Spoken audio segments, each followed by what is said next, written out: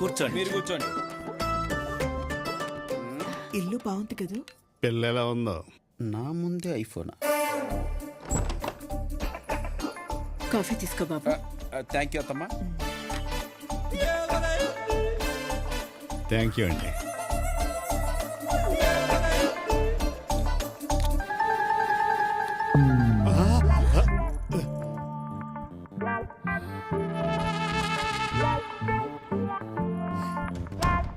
చెప్పేమంటారా? వద్దులే, పెళ్ళయ్యాక వాళ్ళే తెలుసుకుంటారు మనో టాలెంట్ ఏంటో. డాడీ ఇది వదలవా? బాగుందిగా. ఇంకా నుంచున్నావేంటి? వెళ్ళి అమ్మాయిని తీసుకురా. అలాగేనండి. వచ్చేస్తుందండి. ఈ అలవాటు మీ ఇంట్లో ఎవరికన్నా ఉందా? మీ నాన్నకు ఉంది కదా.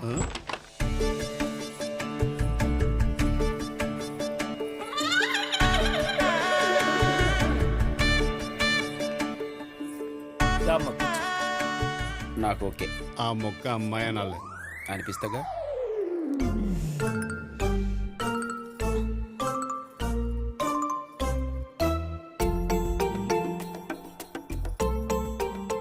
ఏయ్, ఏంటి వెతుకుతున్నావు?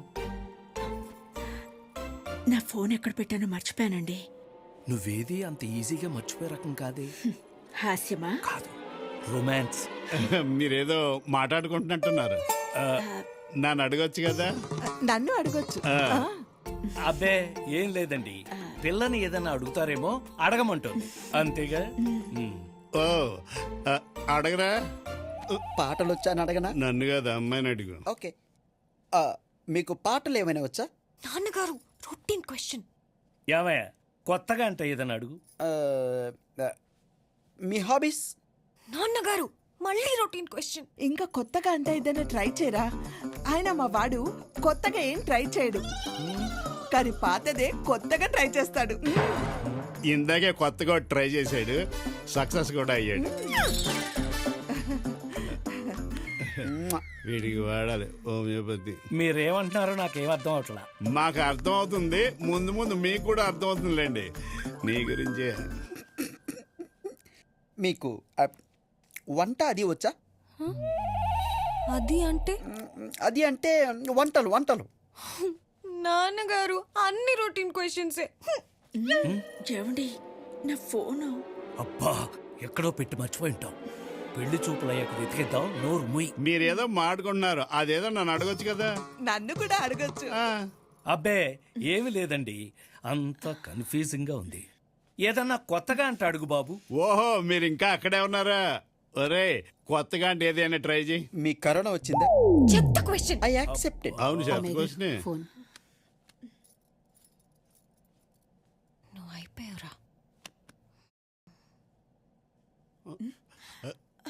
నా ఫోన్ రింగ్టోనే. దొరికేసానా? ఏమండి, నా ఫోన్ అండి. యా. స్విచ్ ఆఫ్ చేయొచ్చుగా. చెప్పలేదా నువ్వు? ఏంటది? అందుకే నన్ను అడగొచ్చు కదా అని మీకు చాలా సార్లు ఇంటిచ్చాను. హింటా? మా వాడికి బోల్డంత ఆస్తుందని మీకు తెలుసు కదా. తెలిస్తే దాంతో బట్టే ఈ చిన్న హ్యాబిట్ కూడా ఉంది. ఏంటది? మా వాడు ఎక్కడికి వెళ్ళినా గుర్తుగా ఉంటది కదా అని ఏదో ఒక ఆర్టికల్ నొక్కేయటం అలవాటు. ఏంటి ఇలాంటి పెళ్లి చూపులకు వచ్చినప్పుడు కూడా? పెళ్లి చూపులేటండి, ఏదైనా టీ స్టాల్కి అయినా చిన్న స్పూన్ అన్నా తెచ్చుకోకుండా రాడు. జ్ఞాపకాలు పోగేసుకునే అలవాటు. వీడి జ్ఞాపకాలతో అప్పుడే 2 రూములు నిండిపోయాయండి. ఏంటి అప్పుడే 2 రూములు? 2 రూములు ఏంటండి, ఇప్పుడు షెడ్ వేద్దామని చెప్పి ప్లాన్ కూడా ఓకే చేసాం. Thank you so much daddy. చాలా అవసరం. మీరు మమ్మల్ని అర్థం చేసుకున్నారు, అదే మాకు సంతోషం. ఈ అలవాటుని ఏమంటారో తెలుసా? ఏమంటారండి? క్లెప్టోమేనియా. చేతి వాటం. మా వాడి చేయి చాలా మంచిదండి. Yes daddy. సిగ్గు లేకపోతే సరే, దొంగ రాస్కల్. ఏంటండి మాటల్లో చేంజ్ కనపడుతుంది? These are all my hobbies. ఇందులో తప్పేముంది? It's my memories. యా. అబ్బా, ఇందులో నీకు తప్పేమీ కనిపించలేదా? హలో, పిలిచిచ్చేది జ్ఞాపకం, చెప్పకుండా నొక్కేస్తే అది దొంగతనం. మీకు దోచుకోవటమే కానీ అడిగి తీసుకోవటం తెలీదు. జార్జీ. ఏంటండి, పెళ్లి చూపులు కానీ పిలిచి దొంగతనం అంట కడతారా? దొంగని దొంగ అంటే తప్పొచ్చిందా? దానికి ప్రేమ నేర్పాను కానీ మీలాగా దొంగతనం నేర్పలేదు. పెళ్ళైతే అది నేర్చుకుంటే. ఛీ! దాని కాలి గోటికి కూడా సరిపోరు మీరు. అలాంటిది మీతో వియ్యాలేంటి కయ్యాలేంటి? Get out! ఏవే నువ్వు కోపం వచ్చినప్పుడు నన్ను అంటావు అదేంటది? I hate you. అది I hate your family. I tuff your family. I double తుఫ్ your family. I tu your family. అయితే ఇది ఇప్పుడు అప్పుడే తెలియలేదు. పదరా ఇంకో పెళ్లి చెప్పు. పండి. ఒక నిమిషం.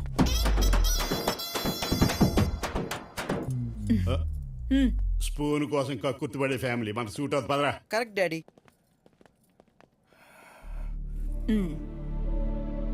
Huh?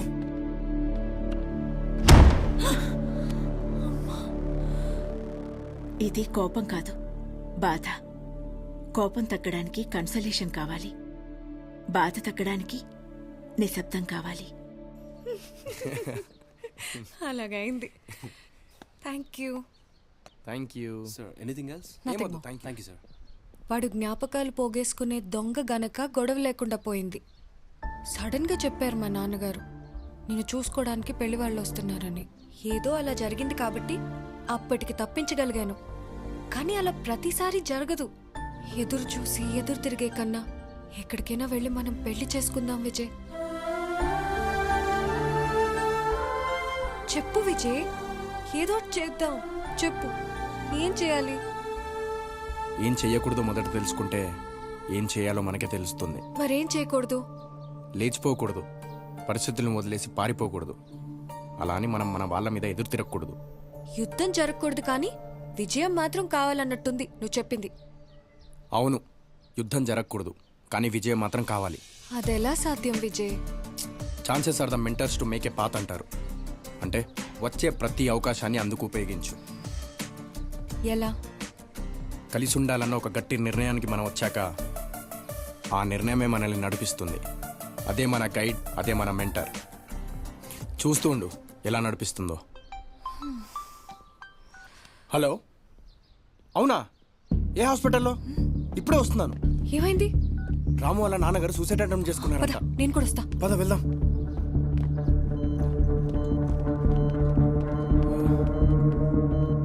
ఎలా ఉంది డాక్టర్? బానే ఉంది, మాట్లాడొచ్చు. అంకుల్, రేయ్, ఎప్పుడు స్ట్రాంగ్గా ఉండే అంకుల్ ఇలా వీక్ మైండెడ్ ఎలా అయిపోయారా? నాన్నకి మొదటి నుంచి కూడా సొంత ఇల్లు కట్టుకోవాలనే కోరిక. దానికోసం రూపాయి కూడబెట్టి ఒక ₹1,00,00,000 పోగు చేసి బయట ఒక 50 లక్షలు అప్పు తీసుకుని 1,50,00,000 పెట్టి మొన్న ఈ మధ్యన సైట్ కొన్నారు. తర్వాత ఎవరి ద్వారానో తెలిసింది అది మన మీద కాకుండా ఇంకోళ్ళ పేరు మీద కూడా రిజిస్టర్ అయిందని.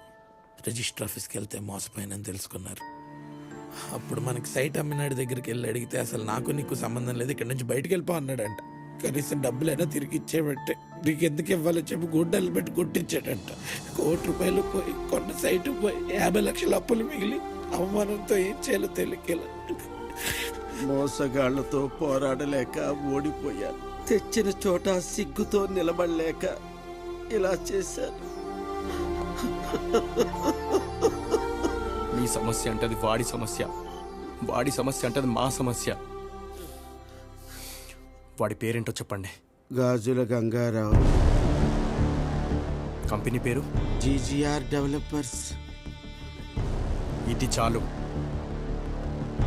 మరైతే ఇప్పుడు ఏం చేద్దాం? తిమ్మ తిరిగే స్క్రీన్ ప్లే వాడదాం. బావా బావా, నేను కలడానికి ఒక మీడియేటర్ వచ్చాడు. మంచి సైట్ ఒకటి అమ్మకానికి ఉందంట. అన్ని ముందు బాగా తెలుసుకున్నావా? అన్నీ తెలుసుకున్నాక నీ ముందు తీసుకొచ్చాను. నీకేమనిపించిందో? ఆ సైట్ కొనకపోతే వేస్ట్ అనిపించింది. ఆ అంటే అలాంటి సైట్ ప్రస్తుతానికి అది ఒకటే ఉందనిపించింది. సరే విలువ మరి. ఓకే బాబు, రఘు రామా.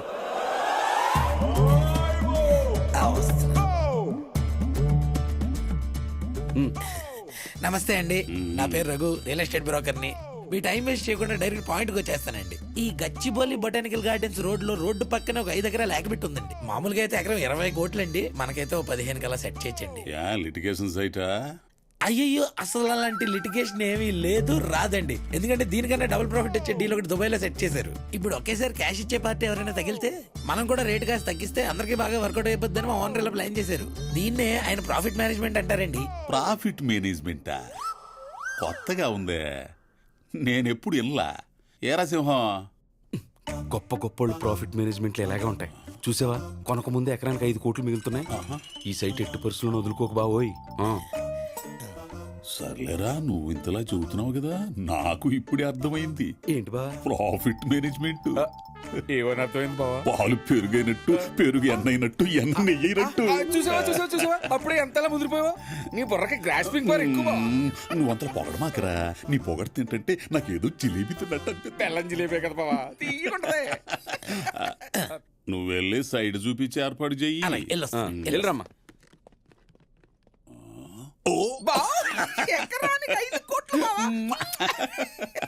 బేరం అంటే భలే బేరరా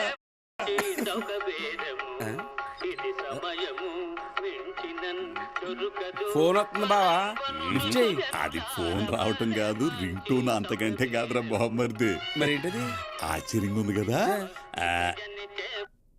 ఆగిపోయింది ఇప్పుడు మా అల్లుడు అమెరికాలో మిషన్ లెర్నింగ్ అని ఓ అడ్వాన్స్ టెక్నాలజీ మీద రీసెర్చ్ చేస్తున్నాడు నిన్న ఇంటికి వచ్చాడు కదా నాకు పాటలంటే పిచ్చిగా అందుకని ఓ యాప్ వేసాడు ఈ యాప్ కు ప్రత్యేకత ఉందరో ఏంటో మనం అంటే నేను ఏ మూడ్ లో ఉంటానో ఆ మూడ్ కు తగ్గట్టు పాట సెలెక్ట్ చేసేసుకొని అదే ప్లే అయింది టచ్ చేయగానే ఆగిపోయింది ఎంపీ యాప్ అంటే మూడు ప్లే యాప్ అన్నమాట అంత ఆటోమేటిక్ మిషన్ లెర్నింగ్ చూసావా బావా మిషన్ లెర్నింగ్ కూడా మనకు మాట సాయం చేస్తుంది తప్ప మరిది మాట సాయం కాదు పాట సాయం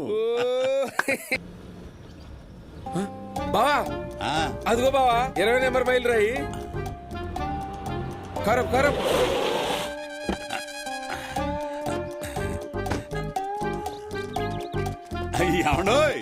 ఏమండే తమరు కొత్తగా వచ్చిన ఎంఆర్ఓని నేను జాయిన్ అయ్యి జస్ట్ 3 days అయింది. అనుకున్నా గవర్నమెంట్ వెహికల్ చూసి తమరు ఎంఆర్ఓ గారు అయి ఉంటారనుకున్నా ఇంత ముందు మోహన్ రావు గారని ఉండేవారు ఆయన ప్లేస్ లోకి తమరు వచ్చారనమాట. అవునండి. ఇంతకీ మీరు నా గురించి తమరికి చెప్పలేదు కదండి. నన్ను చెప్పనే బావా గాజులు గంగారావు గారని మా బావేనండి రియల్ ఎస్టేట్ కింగ్ కల్చర్ పెట్టు ఓకే జీజీఆర్ కన్స్ట్రక్షన్ అని పెద్ద కంపెనీ అండి. అవును తమరు ఇక్కడికి ఎందుకు వచ్చారు చెప్పారు కాదు. చెప్పడానికి ఏముంది, ఈ సైట్ కొనుక్కోవడానికి ఎవరో వస్తున్నారంట. అందుకోసం కరెక్ట్ రిపోర్ట్ ఇమ్మని డాక్టర్ ధనరాజ్ చక్రవర్తి సార్ అడిగారు. దాని గురించి రీసర్వే కోసం వచ్చా. వస్తాం.